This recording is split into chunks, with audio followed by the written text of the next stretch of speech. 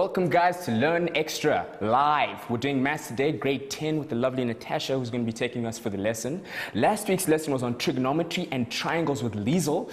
And actually, Natasha, what are you going to be doing today? Today, and guys at home, we're going to be looking at a few things. We're going to be looking at trig equations and trig graphs. And guys, trig graphs, we're going to look at specifically amplitude changes and vertical shifts. So if you have any questions on those already and you can foresee that you're going to have questions about them, start sending it through to Ty.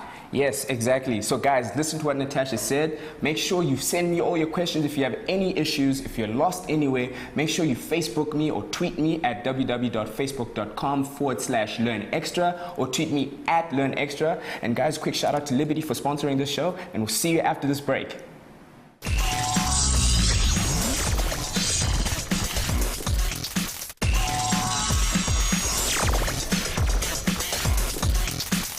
Welcome back guys to Learn Extra Live grade 10 maths. Guys, I just want to let you know, please only call or send us questions relating to the topic if you're stuck anywhere. And guys, eventually we will get round to your section if you're having difficulty, if you follow us throughout the year. And for now, next week, I've got some good news for some of you guys, that we won't actually be having a show because we're having a break. And then the show tonight, we're going to start with trig equations and graphs. Then after the break, we're going to work through a couple of examples so you guys can get a bit of a grip of it. And then lastly, we're going to tackle questions at the end of the show. So guys, make sure you get those questions in, Facebook me, tweet me, because I still have a Casio calculator that I'm giving away. So guys, that is going to go to the best Facebook post. So guys, make sure you keep those postings, keep them posting. And actually, I'm going to hand over to Natasha now. Okay, great. Thank you so much, Ty. Grade 10s, it's great being back with you today. Today we're looking at trig equations and trig graphs. Now, it's quite a lot of work that we're going to have to cover in this hour. Trig equations, we're just going to look at the basic trig equations that you will learn. And then when we look at trig graphs, we're going to look at the basic trig graphs, which I'll show you very, very quickly, and then we'll look at amplitude changes and vertical shifts. So if you can already foresee that you're going to have some questions and you're going to have some problems, now's the time to get your questions in. So as Ty said, we can get to it at the end of the show. All right, so let's get started. We're going to look at trig equations and just a few things that I want to go over here. Sometimes you'll notice in trig equations we use these funny letters, and pupils often wonder, well, what are these things? So you'll sometimes see letters like this. Let's just get a pen quickly. Alpha, beta, theta, and those kind of things. And what those are just the Greek alphabet, really. And so we just use those kind of symbols to show that there's an angle that we don't know. So don't get freaked out by those symbols. We might as well have put in X's and Y's, exactly the same thing. All right? Also very important, before we get stuck into trig equations, make sure that your calculator is on DEG. DEG standing for degrees. Okay, all the angles, all the equations that you will be doing will be in degrees. Later on, if you decide to do maths at university or you decide to do some maths related topic, you will learn the other type of angles that we work with. But for school purposes, we're only interested in degrees. All right, so let's get started with the first example. I'm asking you here to calculate the size of the angle when you are given the ratio. Okay, so the first one says we're going to have to find the angle x, and we want to know cos of what angle x will give us an answer of 0,5. All right? From this point, it's purely going to be calculator work. So I hope that all of you have your Casio calculators with you, or if you don't have it, I hope that you post it on the Facebook page so that you can win it. All right, so we've got cos of x equal to 0,5. Which angle is going to give us that as an answer? First thing we do is we call up our calculator. All right, let's try that again. There we go. All right, and this is what I was saying to you, everyone. You have to make sure that your calculator is on degrees. Here, what it's saying is little d, d standing for degrees. And we're looking for an angle. The angle is unknown. So if you want to find an angle, you start with shift. So we hit shift. And the ratio we're interested in here is cos. So we go shift, cos. and we're looking for cos of what angle will give us a half. So then in the bracket we put in 0, 5. close the bracket, and that's equal to 60 degrees. So as you can see, guys, really straightforward. We've got the angle that gives us a half for cos. So if you were to now on your calculator go cos of 60, you will get a ratio of 0,5.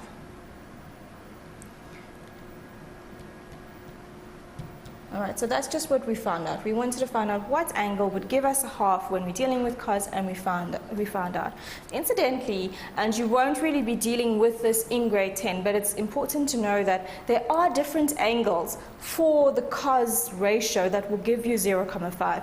But for your purposes, you don't have to worry about that. But you'll see when we're looking at the cos graph later on that it hits 0,5 at different points, and those different points correspond to different angles. All of those angles being some multiple of 60 degrees. But I'll show you that when we get to graphs. Okay, let's look at another example. Okay, here we've got 0,5 tan x is equal to 3. First thing you want to do, as you always do in equations, divide both sides by 0,5. Okay, we just want to get the unknown by itself. So we're looking for where tan of x is equal to, and here I'm going to call up the calculator again. Okay, so I want 3 divided by 0,5. You can probably do that in your head. The answer is going to be 6, but anyway, let's just do it on the calculator. 3 divided by 0.5, and we're looking for where tan, or tan of what angle, would give us an answer of 6. Okay, once again, we call up the calculator. Let's clear that. Okay, so guys, hopefully you remember, make sure your calculator's on degrees. We start with the shift key. We're looking at the ratio tan. And what are we looking for? We're looking for where, or tan of what angle would give us an answer of 6. Hit equals, and we get 80,537, and a whole lot of other numbers going on and on and on. Now, usually in a test or an exam, they will tell you exactly where to round off. They'll say 2 decimal places, 3 decimal places, 1 decimal place, whatever the case is. Here we haven't been given an instruction, so I'm just going to do it to 2 decimal places. So if we look back at the calculator, we've got 80,537. To 2 decimal places, this would be 80,54. So x is equal to 80,54. And guys, while we're doing these trig equations, you might say, but where are we ever going to use this? Now, when Liesel did triangles and solving triangles with you last week, this is where you used all of these trig equations. And incidentally, you know, I always get asked, but why is this section important in maths? And, you know, why do we need this? Trig is one of these sections that has the most real-life application. So if you're looking for where am I going to use it again, you use it all over the place. Astronomy, pilots need to plot their routes, that kind of thing. You use trig for a whole lot of things. Okay, and as I said earlier, if you're going to do any type of higher level maths in university and that, engineering, that kind of thing, you're going to focus a lot on these kind of sections. All right, so trig is a very, very important section. So we've got our answer for number 2, x is 80,54. Let's look at the last one that we're going to do for trig equations. Okay, and here we've got 2 sine times x plus 10 is equal to 0,678. So the same as with any type of equation, you want to isolate your unknown. We're going to do that by dividing both sides by 2. So we get sine of x plus 10. Once again, you can use your calculator to work out what 0,678 divided by 2 is. I'm going to leave it like that for now and show you that if you don't want to work this decimal answer out, you can actually put that 0,678 divided by 2. You can put that into your calculator. So we're going to leave it like that just to show you the calculator steps. Okay, and let's call up our calculator. We want to delete that. All right, so we're going to start. Make sure, once again, it's in degrees. We start with the shift key. Okay, you notice when you hit shift, a little S comes up on the screen, which means you're working in the right function. And we're looking for sine of something, giving us And we're going to write this in 0,678, and it's all divided by 2. So as I said, you don't have to first work this answer out and then do it all separately. You can do it all in one. That's the glory of having and the beauty of having a calculator. And we get an answer of 19,812, a few decimal points after that. Once again, maintaining what we did before, rounding after 2 decimal places, my answer will be 19,82. Okay. Okay, now I've put an arrow there, but hopefully most of you will see that we haven't actually finished because there's more to do. Remember, we weren't just looking for sine of what x value would give us an answer of whatever 0,678 divided by 2 is.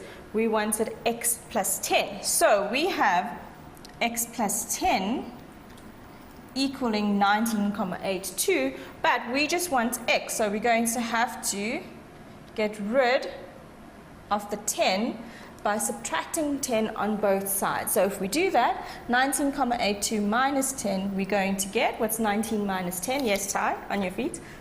9. So this is going to be 9,82. All right, guys, and Ty is awake, thank goodness. So we saw in this example, what we had to do is, because there's now something joined to the x, the angle we're looking for in the bracket, we can't just say, okay, the answer is 19,82. You've got to now get rid of that bracket by taking the 10, subtracting both sides, and we get an answer of x is equal to 9,82. So before we carry on to trig graphs, I'm going to cross back over to Ty and see if there's any questions, if you guys understand everything I've done so far, or if there's something you're not sure about. Well, so far it seems that everyone's having fun and they're loving the show. Not many questions, so I'll take it everybody seems to understand. But guys, if you are lost, make sure you post those questions on Facebook so I can get them to Natasha here and we'll help you out. So yeah. Okay, so we're good to carry on. Good to go. Yeah. All right, guys. So the next thing we're going to do is we're going to look at trig graphs, okay? And what I'm going to do here, because unfortunately we just don't have enough time for me to go over every single trig graph in the utmost detail that your teacher would do in school. I'm going to look at the sine graph in totality. I'm just going to show you from start to finish how you actually sketch the sine graph, and then we'll touch very quickly on the cos and the tan graph. Okay, so let's get started with that. All right, and we're looking at, as I said, just the basic trig graphs. We're going to look at the sine graph, while sketching the sine graph in totality, from start to finish. This is what you do, and then we'll quickly sketch that graph for you. All right. Here we're looking at sketching the sine graph. Y is equal to sine x for x between 0 and 360 degrees. Now, as I said, guys, we're not going to do these. You can also practice sketching the cos x graph and the tan x graph, also between 0 and 360 degrees. Before we actually get into it and start doing the table, I just want to discuss a few terms that you'll come across when you're dealing with trig graphs. One of those terms being the period. The period of the graph is how long, okay, and I keep forgetting to get my pen back. The period is how long or how much of time until the pattern repeats. Okay, so how long to make, let's just for simplicity say one complete shape. Okay, so really what we're looking at here, and we're going to be sketching from 0 to 360, so in this case our sine graph, we're going to be drawing for its full period, which is 360 degrees. The period of a graph really tells you how long it takes to make a complete shape or a complete wavelength. Okay? Your amplitude is your highest points minus your lowest point, all divided by 2. So it's the highest, H for high, L for low, all divided by 2. That's how you would work out the amplitude of any graph. Specifically, now that we're looking at the sine graph, the amplitude for your normal y is equal to sine x graph is 1. Okay. We also, some other terms that you've learned in functions before, you learned about domain and range. When you're dealing with trig graphs, your domain and your period are really the same thing. and your range is the set of y values. So you're looking at how the graph behaves between two certain low y values and max y values. So the range for our sine graph is going to be y, an element from -1 to 1. Okay, all of these terms, I wanted to quickly discuss them before we actually drawing the graph. Just keep this in the back of your mind while we look at drawing the graph. Now, the first way that you will learn to draw a sine graph, tan graph, and cos graph is by using a table. Okay, what we do on the table is we set up a row for the x values and then a row for the graph itself. So in this case, y is equal to sine x. In the x row, what we have is all the different important points of the sine graph. So in this case, we're going to look at what is the function value of the sine graph when x is equal to 0. How do you get the value of 0? All you do is we simply use our calculator, which I'm going to show you in a moment. Then, if you want to find what's the value of the sine graph at 30, once again you go sine of 30 and you get your value. So let's have a look at how we get those values using the calculator. Guys, you can get this entire table on your calculator. You can do it on your calculator. If any of you are interested in finding out how to do this on your calculator, getting all these values, send Ty a message on Facebook and then I will show it to you. So if you really want to know, I will show you how you can do the entire table on your calculator, but only if you guys want to know. For now, we're just going to go one by one by one, and if I want to work out what the value of sine is at 30, I'm just going to go sine of 30. Okay, not 3, sine of 30. And we get an answer of a half. And so what we do then is in our table, we're simply below the 30 degrees, we write 0,5. Similarly, on your calculator, you go sine 45, you'll get 0,7, and we go up and up and up until all the way to 360 degrees. What you'll notice on this table is that we're going up in intervals of 15 degrees. Okay, so if you are doing this on your calculator and you already know how to get this table on your calculator, you'll be going up in intervals of 15 degrees. Okay, once you've got this entire table, we're then going to put it on our axis. Okay, so I've already drawn this. We've got the y-axis and the x-axis, but some important points I've left out on this graph. We're going to have on the x-axis all of our x values. So starting from, let's use a different color, starting from 0. Okay, and at 30 we're going to have a value, because remember at 30 we got a value of a half, then we're going to have a value at 45, 90, then we're going to have something at, what would it be, 30, 45, 90, and then we're going to go 135 and we're coming down, and then we're going to have something at 180.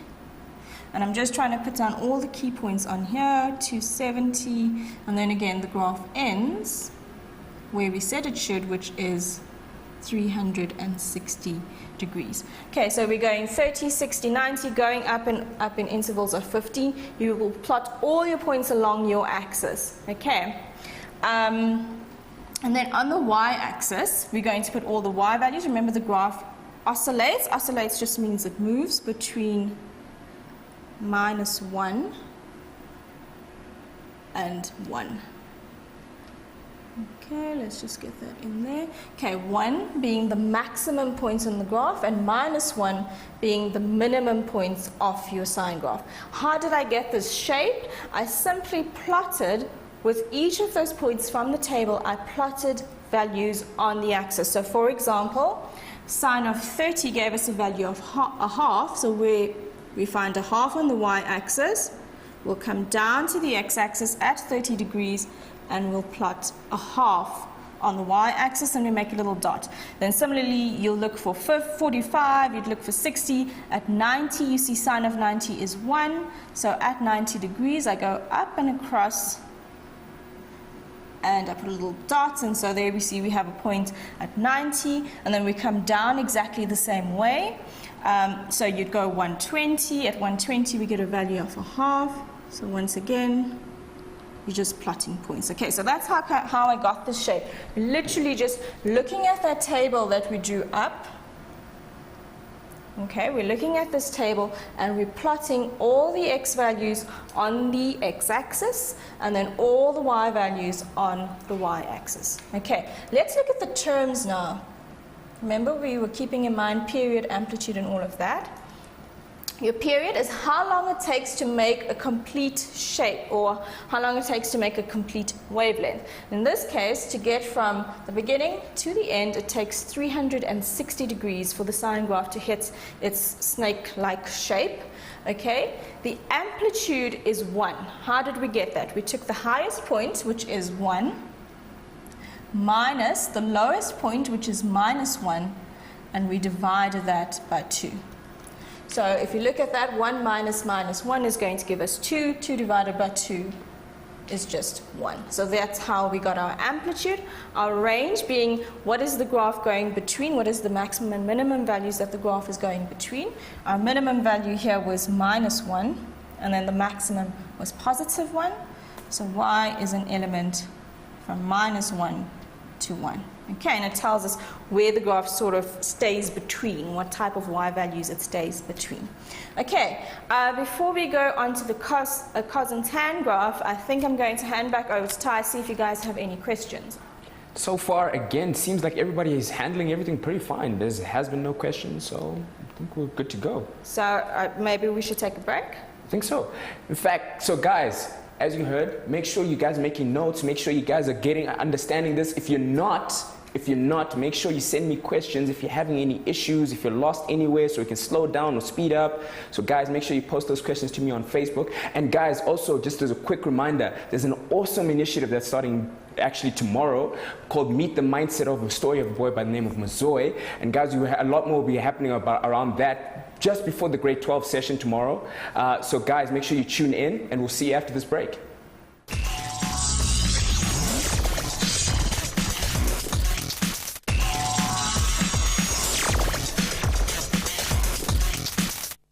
Welcome back, Mindsetters, to Mindset Learn Extra. We're doing grade 10 mathematics today with the lovely Natasha here. So guys, make sure if you're having any questions, again, I cannot stress this enough, make sure you speak to me on Facebook and tweet me. Let me know where you're having issues or where you're lost so I can get those questions to Natasha. So, Natasha, you can take it away from here. In fact, actually, sorry, Joseph just wanted to find out quickly, how do we find the graph again?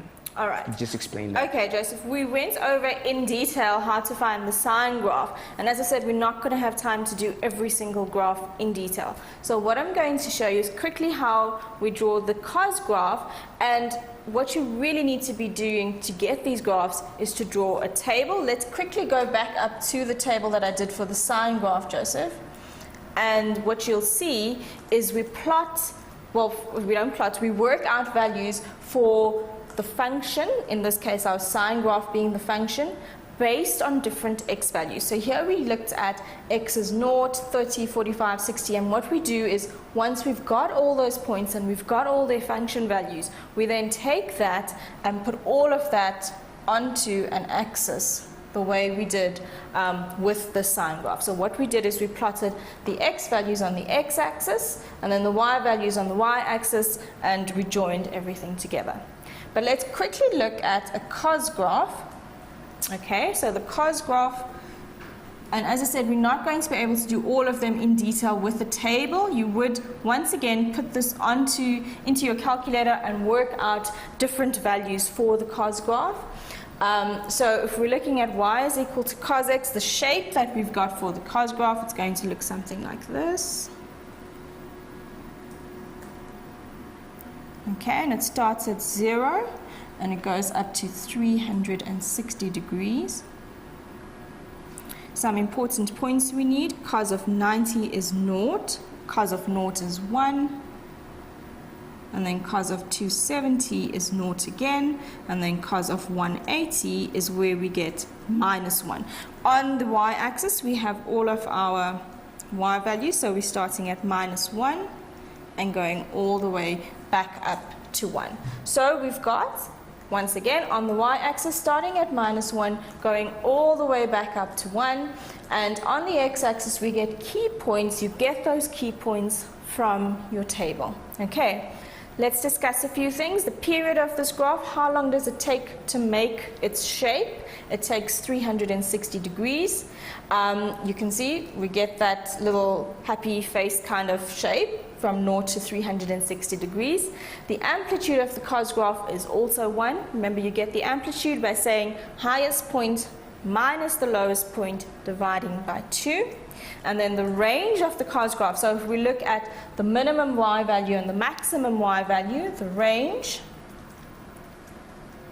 we have y as an element from -1 to 1. Okay, guys, if you have any questions about the cos graph, please post them on the page. As I said, we're going to go into the more complicated amplitude and vertical changes a little bit later on. But if you have any questions about the basic sine cos graph, please send them through to Ty. Let's now look at the tan graph. All right, so once again, if you're wondering where do we get these shapes from and how do we get these shapes, we simply put all of it onto a table by using our calculator and then working out specific values. Okay, so now as I said before, we're looking at y is equal to tan x. Before I draw it, a few things we need to discuss. The period of the tan graph, this is the one that's slightly different. The period is 180 degrees. And I'll show you when we draw the tan graph, it's actually got a very different type of shape. It seems to sort of break up.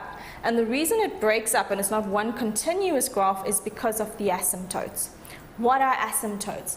Hopefully you've done it at school. If you haven't, let's quickly go over it. An asymptote is a line or a point on the graph at which the graph is undefined. So for example, with the tan graph, our asymptotes, so these are points that the tan graph is not allowed to touch.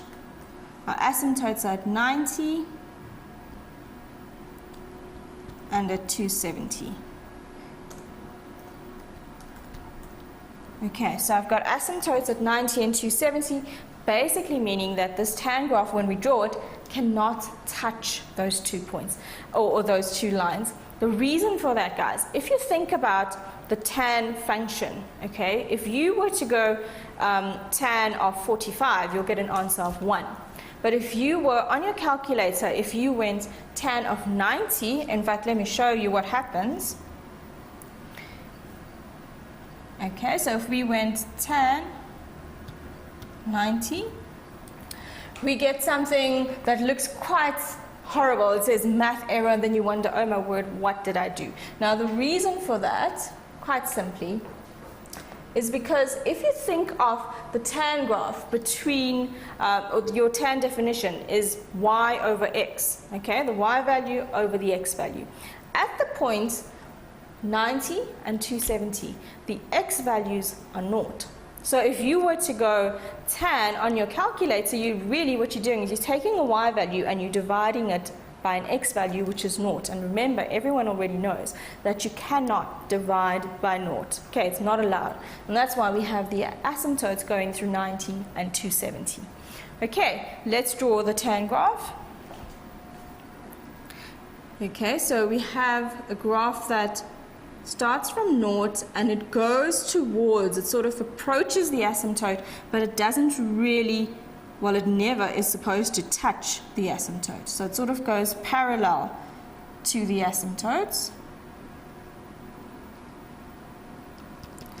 Okay, so we have, with arrows at the end, we have a graph that starts at 0, goes all the way to infinity, and then in between it has a little shape, and then it comes down again all the way to negative infinity. So what's happening between 90 and 270 is you've got a graph that goes from negative infinity to positive infinity in terms of the y values we're talking about, and then to the right of the asymptote, once again going up to positive infinity, and then the same thing on this side. Sorry, that would be to the left of the asymptote, and then to the right of the asymptote we're going down to negative infinity.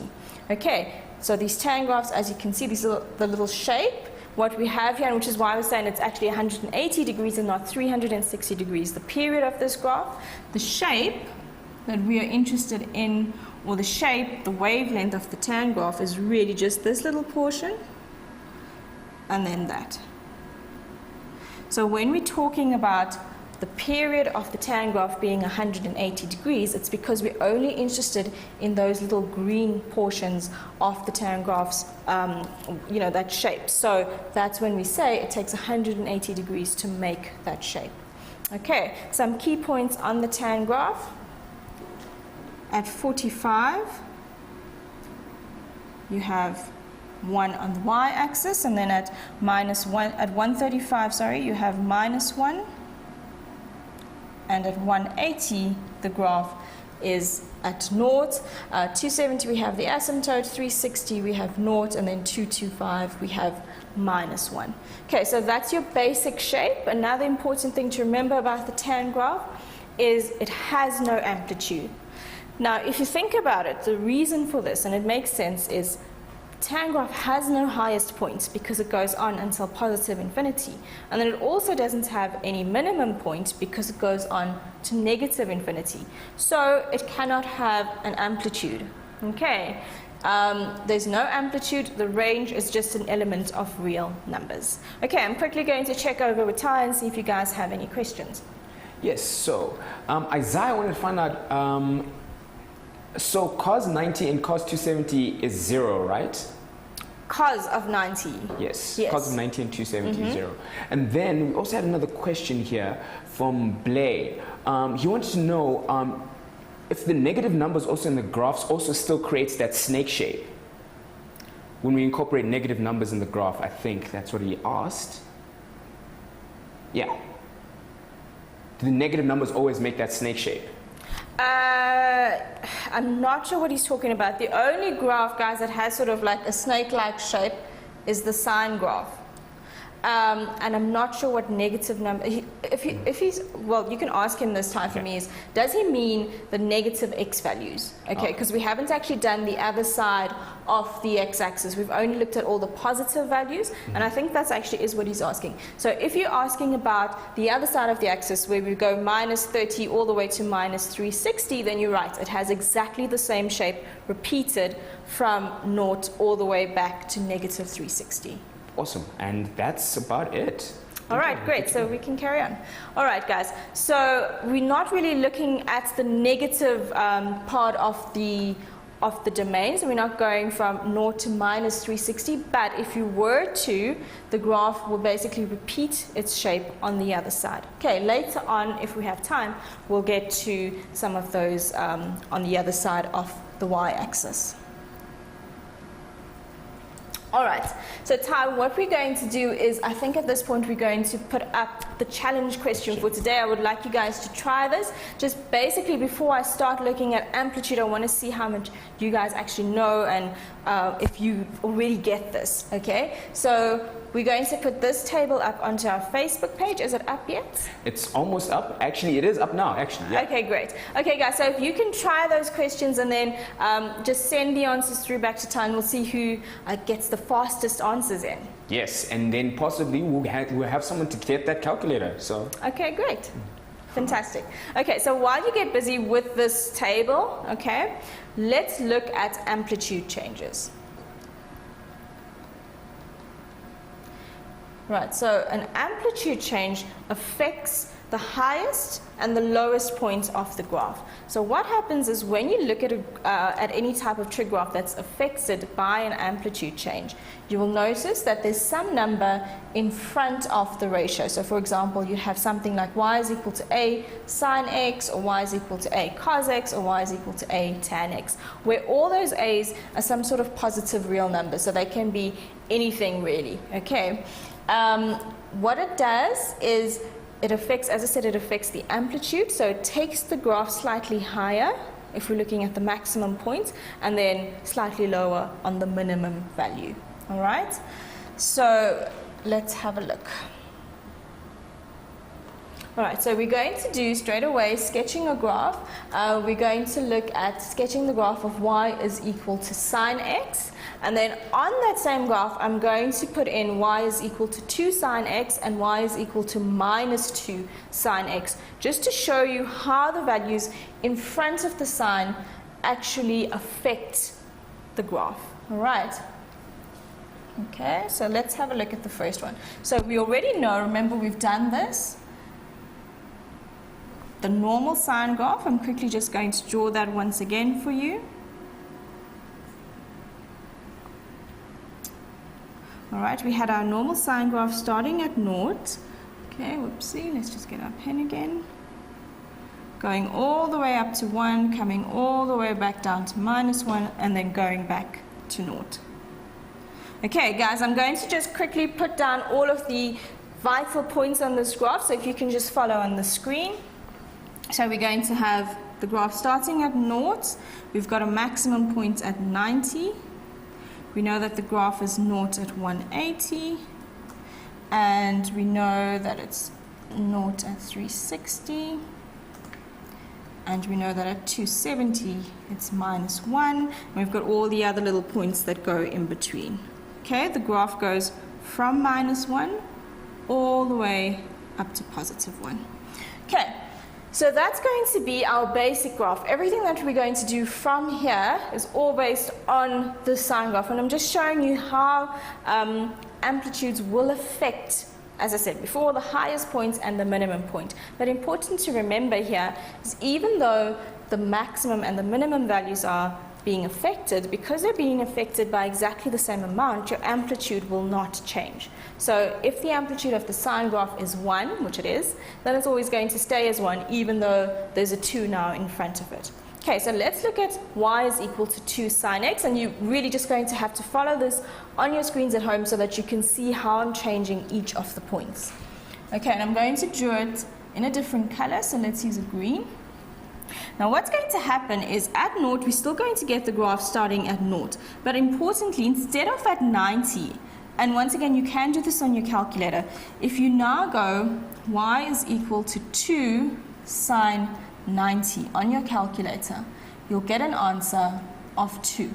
So at 90, I no longer plot 1. I've got a point much higher, and that point is at 2. All right? And then we come all the way down, 180, I'm still going to get 0. And then at 270, instead of the graph going to -1, it's going to go all the way down to -2.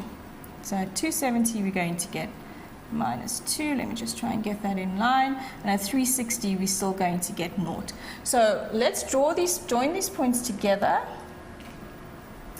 All right. So it goes all the way up to 2, comes back down, goes all the way down to -2, and then back up to 360. All right, my graph didn't quite reach the 360 mark there, so, the -2 mark. There we go. Okay, and now if we look at what's happened, what's different from the original graph? We can see clearly that everything's been multiplied by 2, all of your values. So whereas we used to have sine of 30 was normally a half, we now have 2 sine 30 being 1. So at 30 degrees, instead of plotting a half, if you were to now use your calculator to work out the values, you'd get 2 sine 30 giving you a value of 1. So essentially the graph has just gotten taller. Okay, so you now have a much taller graph compared to the normal sine graph.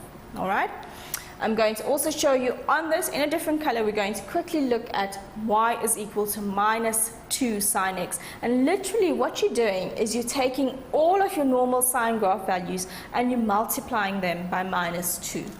Okay, so once again, looking at your screens, we have, let's use the blue. So we're going to have everything being multiplied by -2. So still starting at 0, but instead of the graph reaching 1 as the normal case, we're going to say -2 times sine 90 at 90 degrees to see what value we plot. All right, guys, I think this might not be the best color for you guys to see at home, so maybe if we use a purple. All right, so we go -2 sine 90 and put that into your calculator. Hopefully you can see that. It would be -2, and at 90 we plot -2. We're still going to have the graph touching at 180. But now compared to your normal sine graph, instead of going at -1, we're going to say -2 times -1, and that gives me 2. So at 270, we're going to plot 2. All right, and then it's going to come all the way back down to 360 and 0. All right, so let's draw this. We're coming all the way to -2 first, then we're going up to 0, going all the way up to +2, and then back down to 0. Okay, so guys, let's now look at what we've got. We've got y is equal to -2 sine x. As you can see, it's sort of like flipping over. So you no longer have your sine graph being positive first and then negative. You now have it being negative first and then positive. But also, just like the green graph, where we multiplied by +2, you see that the maximum and the minimum values have changed. So our maximum value is now 2 and our minimum value is -2. Incidentally, if you're looking for the amplitude of the graph and you've got numbers in front of your different trig ratios, it's always the positive value of that point. So for example, the amplitude of the sine graph will be, of 2 sine x will just be 2. And the amplitude of -2 sine x, we're just looking at the positive value in front of that graph, so it would be +2. So let me show you what I mean. Remember, amplitude is highest minus lowest divided by 2. So we're going to get, if we look at -2 sine x, our maximum is 2. Our minimum is -2. And that's all over 2. So we're going to get 2 minus -2, which is going to give us 4. All over 2, and 4 divided by 2 is 2.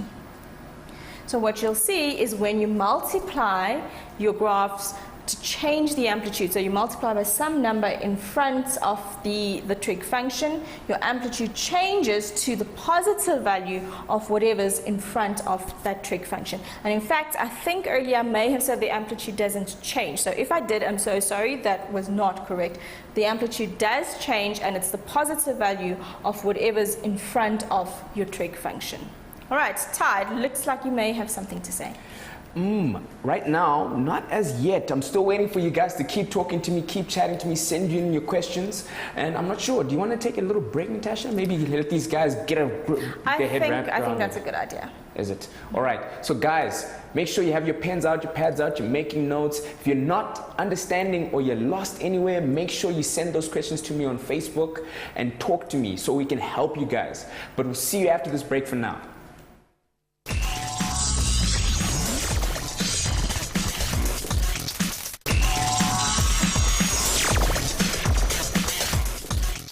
Welcome back, Mindsetters. We're here doing grade 10 maths with Natasha. And guys, again, I just want to let you guys know, make sure you're tuned in tomorrow just before the grade 12 session for the awesome story on Mazoy.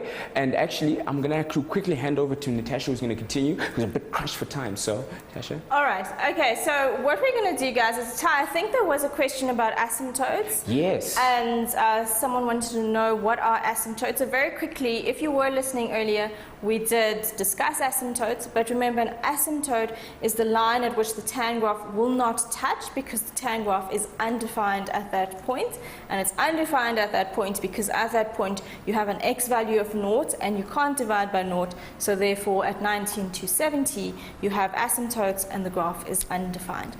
Now guys, as I said at the beginning, we had a lot to get through. We've looked at trig equations, trig basic graphs, we looked at amplitude changes, and now the final section is going to be vertical shifts, but I'm going to do it very, very quickly just because we need to get back to your challenge question, and hopefully some of you have not been too challenged and you do have some answers for Ty. All right, so we're looking at vertical shifts. What happens with vertical shifts is you get your normal trig graphs like sine, cos, and tan, and usually what they do is they add some numerical value or they subtract some numerical value at the end. So we say sine x plus d, or cos x plus d, or tan x plus d, where d can either be positive or negative. When d is positive, you have your graph moving vertically upwards. So say you had y is equal to sine x plus 1, your graph is going to move 1 unit up. all right? When you have vertical shifts, your period and your amplitude will not be changed. Guys, please remember that, okay? So when you have your vertical shifts, your period and your amplitude will stay the same, all right? When your d value is negative, you will have the graph moving d units down. Okay, so the d really tells you the graph is either going to move up or it's going to move down. So we're going to look at y is equal to sine x. That's the graph we've got to draw. And we're going to look at y is equal to sine x plus 1 on the same axis for x an element from minus 90 to 360. So during the break, what I did is I drew our normal sine graph from 0 to 360. I'm quickly going to just draw it on the other side. So from minus 90, so we're going all that way. All right, and let's just get our pen back out. Ooh. For some reason that shows a black color, which was not too clever. There we go, let's try that. All right, that's not coming out quite the way I wanted to, so let me try that one more time. There we go, that's better. Okay, so what I'm going to do, and it's really easy to show you with this graph, is I'm going to show you, if we had to draw sine x plus 1, what happens to the graph vertically. All right, so I'm going to extend my axis a little bit. Okay, so we have it at the bottom, going down a little bit. And all I'm going to do is I'm quickly, hopefully if I get this right, I'm going to be able to move my graph. There we go. All right. So guys, that's your normal sine graph. I'm going to quickly, and if you watch the screen, we're going to move the other one that I made, and it's going to move. Remember, we're looking at sine x plus 1, so it's going to move up 1 unit. So remember, your normal graph, your normal sine graph would be at 1 and at 90 degrees. That's one of the key points. But now what will happen is if we look at sine x plus 1, we add 1 to all of our points. So instead of the graph starting at 0, it now starts at 1. So I need to move this a little bit further up. Alright, so it's going to start at 1. And everything is 1 unit away from the other graph. So all of the points, the distance between the maximum and the minimums, if we look at the distance between each of these graphs, it's going to be 1 unit. So literally what we did is we moved the entire sine graph. We've literally taken it and pulled it up by its nose, and we've pulled it all the way 1 unit up. So the maximum point now, instead of being at 90 and 1, was going to be at 90 and 2. Now the little negative portion that we have on the other side, that graph's going to move also 1 unit up, so you're going to have your graph coming down and doing that. Okay, so literally the entire graph, really, you just pick it up by its nose and you pull it up. Okay. All right, guys, we are running out of time, so unfortunately I can't go into the cos graph that I wanted to do with you as well, but I think it's important for us to get those challenge answers to you. All right, so let's have a look at that table that I asked you to do a little bit earlier on. Hopefully some of you would have got this. I know that it is almost holiday time, so some of you might already be sleeping and slacking off, but hopefully you can bear with us just until the end of today at least. Please, right, guys, so please. This is one of those, do try this at home. Okay, guys, so we're going to do everything on your screen, and I'm going to complete the table for you. So we're looking for the amplitude, the maximum, minimum, and period of the two sine x graph. Your amplitude, remember, it's going to be maximum minus minimum, all divided by 2. Okay, this one I'm doing it slowly, but the others I'm going to do much quicker. 2 minus 2 is going to be 4 divided by 2. It's just 2. Or if you remembered, amplitude is always the positive of the number in front of the x. So amplitude is 2. The maximum value, the highest point the 2 sine x graph reaches is 2. The minimum value is minus 2. The period is unchanged when we look at amplitude changes, so the period is 360. The amplitude of 0.5 tan x, it's not applicable. It does not have an amplitude because it has no maximum and it has no minimum. So all of those are not applicable. The period of your tan graph is 180. And then minus cos x graph, it's literally your cos x graph that's been flipped over. The amplitude is going to stay as 1. The maximum value is 1. The minimum is -1, and the period remains the same. So the period is just going to be 360 degrees. So hopefully all of you guys got all of these values in the table at home, even though you might be slacking off a bit and thinking, oh, it's almost holiday time, I want to sleep. But anyway, hopefully you guys got this and you've had a great term so far with us. Just to go over quickly the stuff we did today, we looked at trig equations, basic trig graphs, vertical and amplitude changes. And if you guys have any questions, please post them and we will try and get around to them. Ty, back to you. So thank you, Natasha, on behalf of all the mindsetters out there. So, guys, again, thank you guys for tuning in. Make sure you keep chatting on the page, talk to each other. Want to send a quick shout out to Liberty, and Casio is still giving away that calculator, so we're going to scan through the page and find out who got the question first. And guys, we'll see you after this break for grade 11 maths. See you soon.